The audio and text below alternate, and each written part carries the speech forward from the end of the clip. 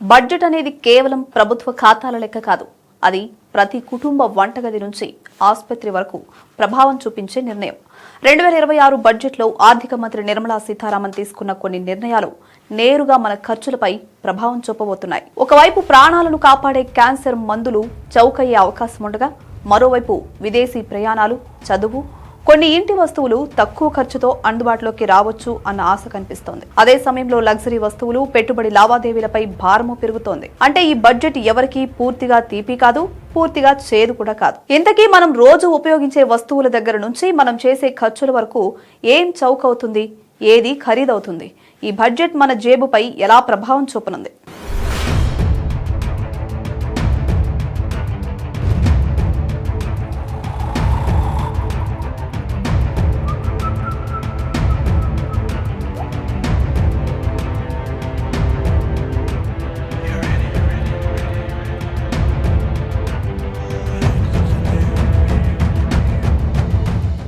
Budget చౌకయ్యే అంశాలని చూస్తే ముందుగా ఆరోగ్య రంగం కనిపిస్తుంది.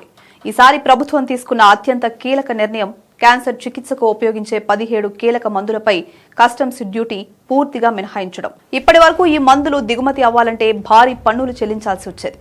ఇప్పుడు ఆ భారం తగ్గడం వల్ల చికిత్స ఖర్చులు కొంతైనా తగ్గే అవకాశం ఉంది. అలాగే 7 అరుదైన వ్యాధులకు అవసరమైన మందులు, ఆహార పదార్థాలపై కూడా డ్యూటీ మినహాయింపులు ఇవ్వడం పెద్ద ఊరటగా మారింది. లక్షల్లో ఖర్చయ్యే చికిత్సల మధ్య ఈ నిర్ణయం వేలాది కుటుంబాలకు ఆర్థిక శ్వాసనిచ్చే అంశంగా మారొచ్చు. విదేశీ ప్రయాణాలు చేసే వారికి కూడా ఈ బడ్జెట్ కొంత ఊరటిచ్చింది.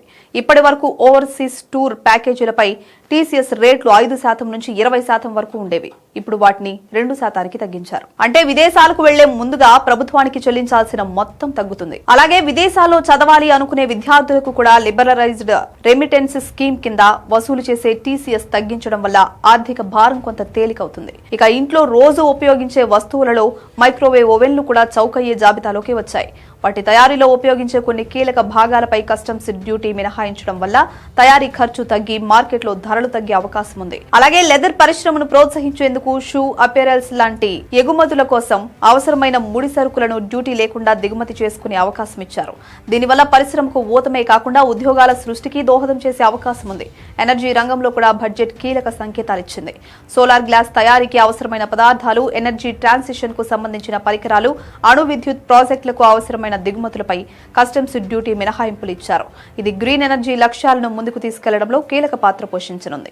అయితే ఈ బడ్జెట్ తర్వాత ఖరీదయ్యే వస్తువులు కూడా ఉన్నాయి. లగ్జరీ వస్తువులపై ప్రభుత్వం గట్టిగానే పన్నుల భారం పెంచింది. ఖరీదైన వాచ్లు, మద్యం లాంటి వస్తువులు ఇకపై మరింత ఖరీదవుతాయి. సాధారణ వినియోగానికి కాకుండా ప్రీమియం వినియోగానికి సంబంధించిన ఖర్చులపై ప్రభుత్వం స్పష్టమైన సంకేతం ఇచ్చింది. పెట్టుబడులు పెట్టేవారికి కూడా కొన్ని నిర్ణయాలు భారంగా మారొచ్చు. స్టాక్ మార్కెట్లో ఫ్యూచర్స్ ఆప్షన్స్ లావాదేవీలపై సెక్యూరిటీస్ ట్రాన్సాక్షన్ ట్యాక్స్ పెంచారు. దీంతో తరచుగా ట్రేడింగ్ చేసే వారికి ఖర్చు పెరుగుతుంది. అలాగే ఆదాయ పన్ను విషయంలో తప్పుగా వివరాలు ఇచ్చినా లేదా ఆస్తులు చెప్పకుండా దాచినా ఇప్పుడు 100% పెనాల్టీ విధించే నిబంధనను మరింత కఠినంగా అమలు చేయనున్నారు. మొత్తంగా చూస్తే 2026 బడ్జెట్ స్పష్టమైన సందేశం ఇస్తోంది.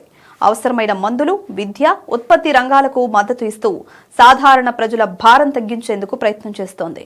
అదే సమయంలో లగ్జరీ వినియోగం, ఊహాజనిత పెట్టుబడులపై అదుపు పెట్టాలని సూచిస్తోంది. ఈ బడ్జెట్ పూర్తిగా సంతోషం కలిగించేది కాదు, పూర్తిగా నిరాశపరిచేది కాదు అన్న అభిప్రాయాలు వ్యక్తమవుతున్నాయి.